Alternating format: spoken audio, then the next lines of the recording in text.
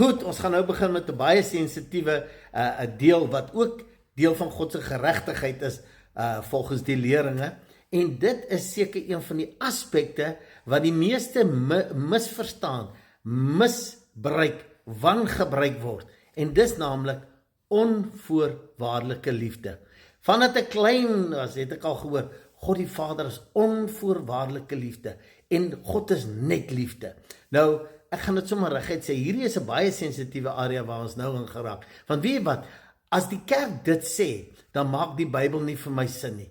Dan maak 'n klomp goed nie vir my sin nie. Want ek kan nie die kern, ek kan nie onvoorwaardelike liefde wees, maar ek is wreed, ek is jaloers en al daai tipe goed nie. En dis die karaktertrekke wat hulle vir God gee. Hy's jaloers God, hy's 'n wrede God, hy's 'n en al daai negatiewe goed, maar hy's ook onvoorwaardelike liefde. Maar dis hoekom ek sê, die wêreld het God na hulle beeld begin skape. Ons kyk môre verder.